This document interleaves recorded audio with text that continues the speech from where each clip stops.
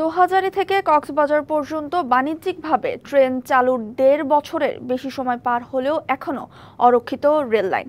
বিভিন্ন লেভেল ক্রসিংয়ে নেই gateman, signal বাতি কিংবা কোনো ধরনের ব্যারিকেড। এতে প্রতিনিয়তই ঘটছে দুর্ঘটনা। গত ২০ মাসে প্রাণ গেছে অন্তত ৩০ জনের।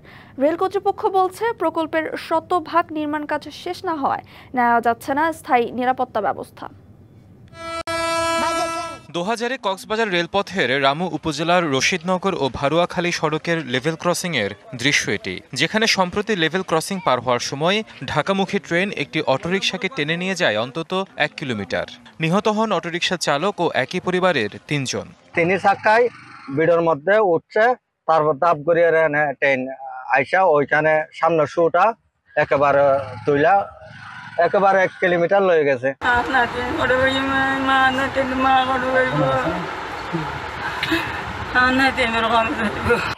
সানবিট সব দিবে সামাল। সানবিট ম্যাজিক প্রেস ডিশওয়াশিং এর মাথা ঘোরানো সলিউশন।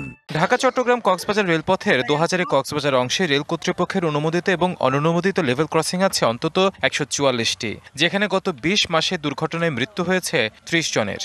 যেহেতু দুই পাশে ওসা গাড়িটা স্পিডে এসেই রাস্তায় উঠে যায়, যার কারণে অ্যাক্সিডেন্টটা হয়। এখানে উঁচু জায়গাতে স্পিডে চলে উঠতে হয়। তাছাড়া আপনার এখানে গাছপালার কারণে ট্রেন দেখা যায় না। কোনো ধরনের গেটম্যান নাই। মূল সমস্যা হচ্ছে এখানে একটা গেটম্যান অবশ্যই প্রয়োজন আছে। রেল লাইনের দুই ধারে যারা ব্যবসা প্রতিষ্ঠান আছে, কিংবা গ্রাম আছে, কিংবা মসজিদ আছে, মাদ্রাসা আছে, এই সমস্ত জায়গাগুলোতে একটু মোটিভেশন দিতে হবে। রেল কর্তৃপক্ষ বলছে, প্রকল্পের নির্মাণ কাজ পুরোপুরি শেষ হয়নি, তাই নেওয়া যাচ্ছে না স্থায়ী নিরাপত্তা ব্যবস্থা। তবে আপৎকালীন ব্যবস্থা নেবে স্থানীয় প্রশাসন। আমরা যথাযথ কর্তৃপক্ষের বরাবর আমরা চিঠি লিখবো যেন এখানে একটা গেটম্যানের অবশ্যই ব্যবস্থা করে। এছাড়াও যে চারপাশে যে ঘন গাছপালা, যে আসলে গাছপালার কারণে ট্রেনটা যখন আসে এটা আসলে দৃষ্টিগোচর হয়ে ওঠে না। ওনারা এই গাছপালাগুলি অপসারণ করার চেষ্টা করে, যেন দূর থেকেও একটা ট্রেন আসলেও যেন সেটা দৃষ্টিসীমার মধ্যে দেখা যায়। ২০১৮ সালে ১৮,০০০ কোটি টাকারও বেশি ব্যয়ে দোহাজারী কক্সবাজার পর্যন্ত ১০১ কিলোমিটার রেলপথ নির্মাণ কাজ শুরু হয়। বাণিজ্যিকভাবে ট্রেন চলাচলের আনুষ্ঠানিক উদ্বোধন করা হয় ২০২৩ সালের নভেম্বরে। DBC news desk.